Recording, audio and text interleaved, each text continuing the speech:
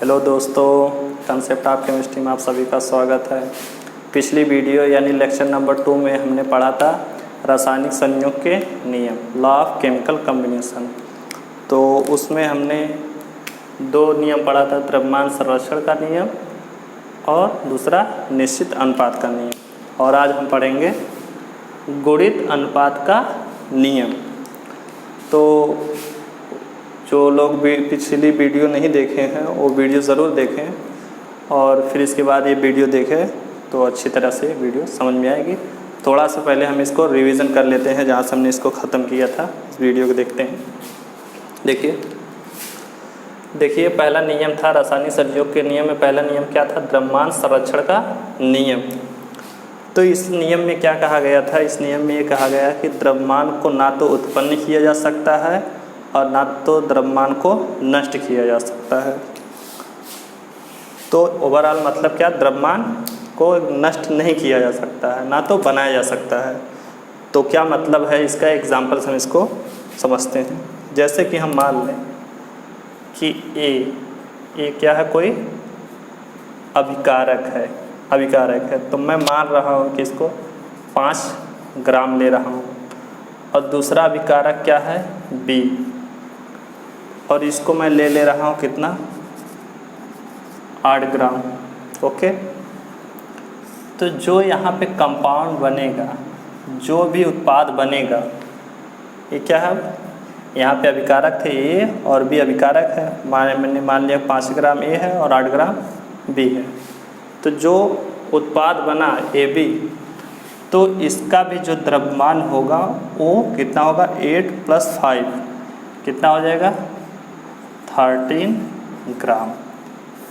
यही जो मेन मतलब इसका जो है, जो सही इसका मतलब है यही है। क्या कि मतलब अभिकारक का जितना द्रव्यमान होगा उतने ही जो उत्पाद बनेगा, उत्पाद का भी उतने ही द्रव्यमान होगा। इसीलिए इस रूल में क्या कहा जाता है कि द्रव्यमान को ना तो उत्पन्न किया जा सकता है और ना तो नष्ट किया जा सकता है। और पिछली वीडियो में हमने इसका एग्जाम्पल देखा था HCl का, यानी H2 और Cl2 की जब रिएक्शन कराएंगे तो HCl बनेगा। देखिए कैसे इसको देखे थे हम लोग। तो इसको हमने समझा था क्या? अगर हम क्या कर रहे हैं, हाइड्रोजन ले रहे हैं H2 और Cl2, तो हाइड्रोजन, एक हाइड्रोजन परमाणु का होता है द्रव्यमान 1, तो यहाँ पे 2 है तो कितना हो जाएगा? 2, इसलिए मैंने 2 लिखा है। और एक क्लोरीन का जो होता है परमाणु द्रव्यमान वो होता है 35.5, तो 2 क्लोरीन का कितना हो जाएगा? 2 का मल्टीप्लाई कर देंगे, कितना हो जाएगा? 71। तो जब 71 हो गया तो यहाँ पे इसका मतलब क्या? टोटल जो इसका द्रव्यमान हुआ H2 और Cl2 का मिला के कितना हो जाएगा? 73 ग्राम। ये भी ग्राम में है, 2 ग्राम, और ये कितना है? 71 ग्राम। तो जब 2 ग्राम और 71 ग्राम यानी H2 2 ग्राम और Cl2 71 ग्राम लेंगे तो 73 ग्राम क्या बनेगा? 73 ग्राम दोनों मिला के हो जाएंगे। तो जब HCl बनेगा तो वो भी कितना बनना चाहिए? 73 ग्राम। तो देखते हैं। तो देखिए यहाँ पे एक हाइड्रोजन है, तो एक हाइड्रोजन का द्रव्यमान कितना होता है? परमाणु द्रव्यमान 1 एक का। एक Cl है तो एक Cl का कितना होगा? 35.5, यानी इन दोनों को अगर ऐड कर देते हैं 1 और 35.5 तो ये क्या हो जाएगा? 36.5, जो कि 73 के इक्वल नहीं है। तो इसका मतलब कुछ मिस्टेक है। जबकि नियम क्या कहता है कि द्रव्यमान को ना तो उत्पन्न किया जा सकता है और ना ही इसको नष्ट किया जा सकता है। तो इसका मतलब ये कि यहाँ पे जब 73 ग्राम हमने अभिकारक लिया तो उत्पाद भी उतना ही बनना चाहिए। इसीलिए रासायनिक अभिक्रिया को संतुलित करना बेहद जरूरी। इसीलिए यहाँ पे लगाते हैं 2। अब देखिए जब यहाँ पे 2 लगा दिया तो 2 हाइड्रोजन हो गया, तो एक हाइड्रोजन का परमाणु द्रव्यमान 1, 2 का 2।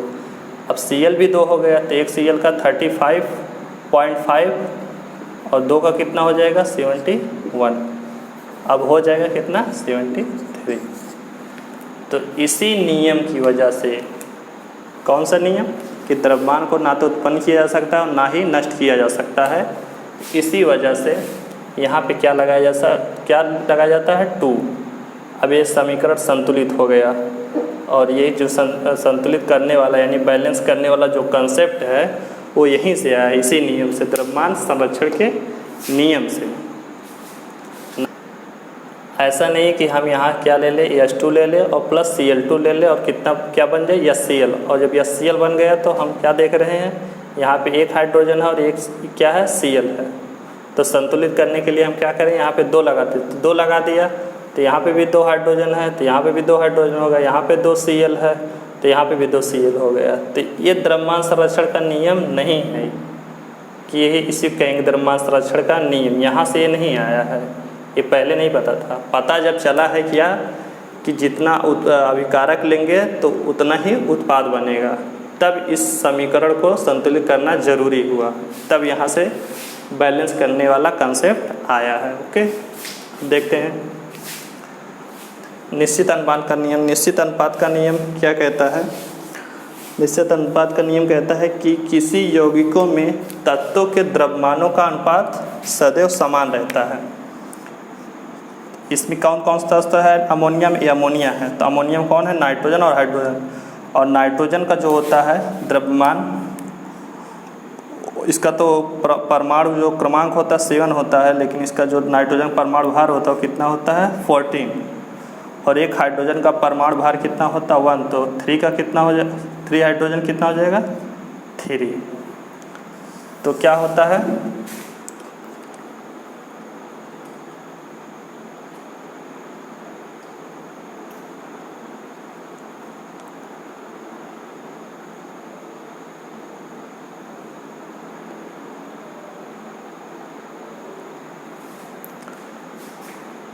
तो ये जो अनुपात आया है नाइट्रोजन का और हाइड्रोजन का है, यानी नाइट्रोजन कितना 14 और हाइड्रोजन कितना 3, तो ये अनुपात हमेशा क्या रहेगा? समान रहेगा। चाहे जिस तरह से हम अमोनिया बना लें, लेकिन ये जो रेशियो है, ये जो अनुपात है, ये हमेशा सेम रहेगा। नेक्स्ट एग्जांपल देखते हैं, जैसे वाटर मॉलिक्यूल, वाटर का अणु लेते हैं तो क्या हाइड्रोजन यहाँ पे कितना है? 2 है और ऑक्सीजन कितना है? 1 है। तो एक हाइड्रोजन का परमाणु भार एक होता है, 2 का कितना हो जाएगा? 2। और एक ऑक्सीजन है, तो एक ऑक्सीजन का जो होता है परमाणु भार वो कितना होता है? 16। तो इसको अगर 2 से डिवाइड कर दें तो क्या हो जाएगा? 1:8, यानी इस रेशियो में रहेंगे, इस अनुपात में रहेगा। क्या कि हाइड्रोजन इस अनुपात में रहेगा और ऑक्सीजन इस अनुपात में रहेगा। ये हमेशा क्या रहेगा? समान। चाहे जिस तरह से हम क्या कर लें, जल बना लें, लेकिन ये जो तत्वों का द्रव्यमानों का अनुपात यानी हाइड्रोजन का अनुपात 1 रहेगा और ऑक्सीजन का 8 रहेगा। ओके, यही बात है। अब हम लोग अगला नियम देखते हैं। क्या अगला नियम देखते हैं? गुणित अनुपात का नियम। गुणित अनुपात का नियम क्या कहता है? देखिए, गुणित अनुपात का नियम कहता है, लिखा हुआ है, यदि 2 तत्व संयोजित होकर एक से अधिक यौगिक बनाते हैं। क्या लिखा है? यदि 2 तत्व मतलब मैंने मान लिया क्या? कार्बन और ऑक्सीजन। ओके, तो 2 तत्व हो गए कार्बन और ऑक्सीजन, संयोजित होकर एक से अधिक यौगिक बनाते हैं। तो कार्बन और ऑक्सीजन मिलेंगे तो कार्बन डाइऑक्साइड भी बना सकते हैं, और क्या कार्बन मोनोऑक्साइड भी बना सकते हैं। यही बात कही गई है कि यदि दो तत्व संयोजित होकर, 2 तत्व कार्बन और ऑक्सीजन संयोजित होकर एक से अधिक यौगिक बनाते हैं, यानी कार्बन और ऑक्सीजन अगर संयोजित हो तो कार्बन डाइऑक्साइड भी बना सकते हैं और कार्बन मोनोऑक्साइड भी बना सकते हैं। तो बनाते हैं तो एक तत्व के साथ मतलब ये जो कार्बन क्या है वो फिक्स है। यहाँ पे देखिए कितने कार्बन हैं? 1 है, तो 1 कार्बन है, तो इसका जो परमाणु भार होता है वो कितना होता है?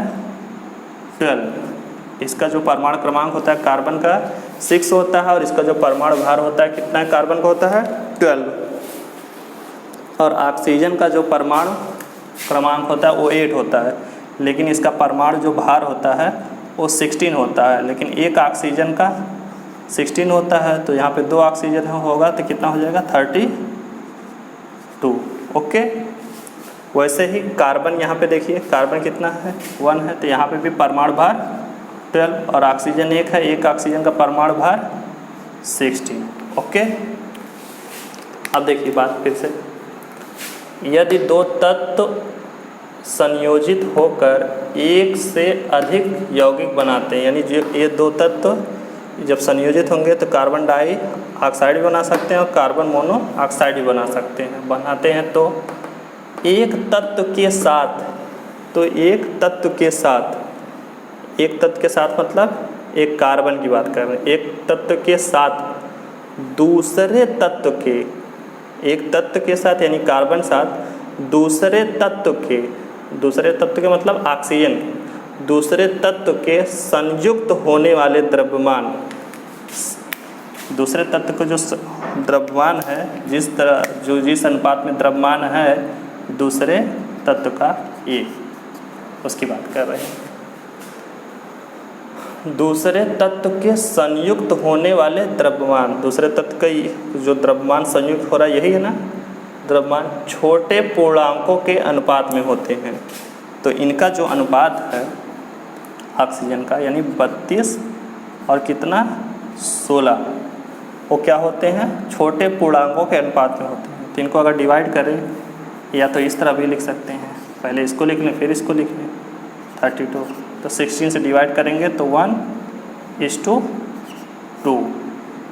ये मतलब है कि छोटे पूर्णांकों के अनुपात में होते हैं, यानी फ्रैक्शन में नहीं होते हैं, यानी क्या होते हैं, छोटे पूर्णांकों के अनुपात में होते हैं। ये बात है, ये मेन चीज़, ये बात है। फिर से देखते हैं क्या कहा गया है इस नियम में कि यदि 2 तत्व कार्बन और ऑक्सीजन संयोजित होकर यानी मिलके कार्बन मोनोऑक्साइड भी कार्बन डाइऑक्साइड भी बना सकते हैं, कार्बन मोनोऑक्साइड भी बना सकते हैं, वही बात कही, एक से अधिक यौगिक बनाते हैं, ठीक। तो एक तत्व के मतलब कार्बन, एक तत्व के साथ दूसरे तत्व के संयोजित होने वाले द्रव्यमान मतलब 32 और 16 छोटे पूर्णांकों के अनुपात में होते हैं, यानी इनका जो अनुपात होता है वो क्या होता है, छोटे पूर्णांकों के अनुपात में होते हैं। देखिए 1 भी पूर्णांक है और 2 भी पूर्णांक है, तो यही बात। ओके, हम नेक्स्ट एग्जांपल देखते हैं। एक मिनट,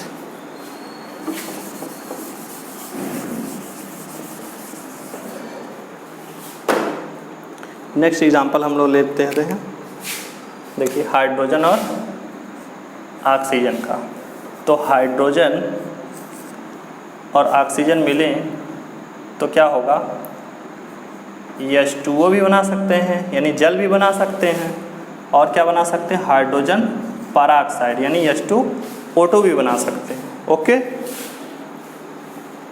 अब देखिए यहाँ पे हाइड्रोजन किस अनुपात में है, इसका द्रव्यमान कितना है, एक हाइड्रोजन का 1 होता है, 2 का 2 हो जाएगा। एक ऑक्सीजन का परमाणु भार कितना होता है 16, और एक हाइड्रोजन का परमाणु भार 1 तो 2 का 2, और एक ऑक्सीजन का परमाणु भार 16 तो 2 का 32।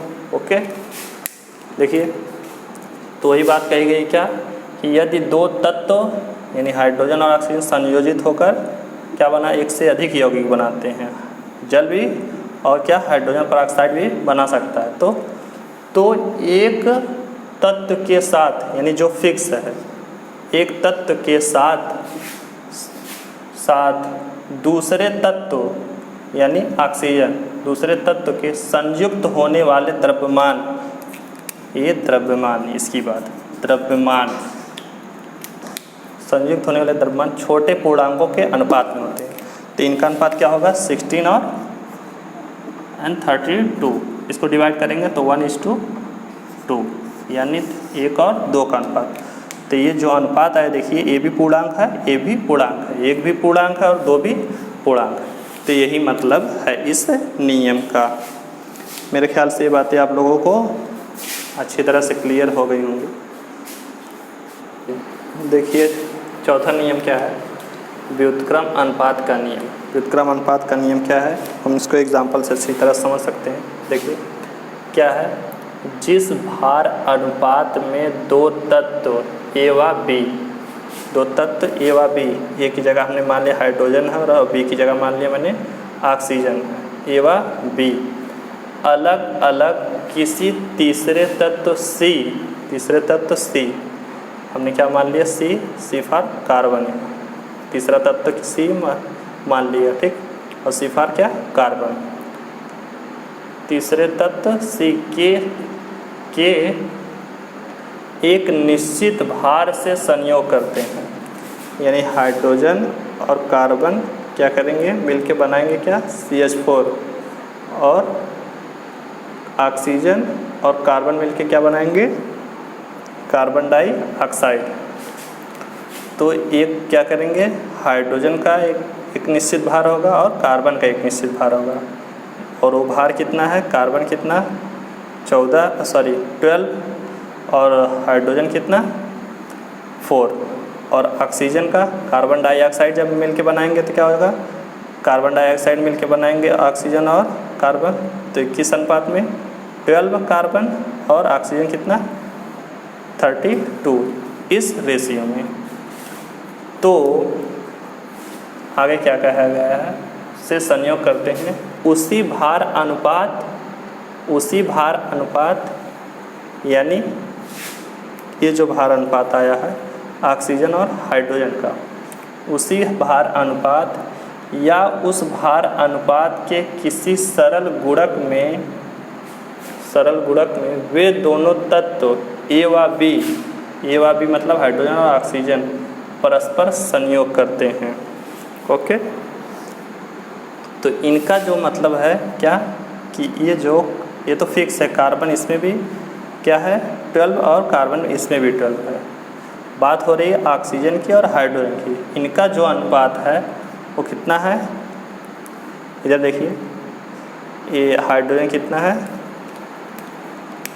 4, हाइड्रोजन 4 और ऑक्सीजन कितना है 32। तो इनको जब आप डिवाइड करेंगे 4 से, तो यहाँ 1 और यहाँ 32 है, तो क्या हो जाएगा 8। ये जो अनुपात आया है इसी बात हो रही है।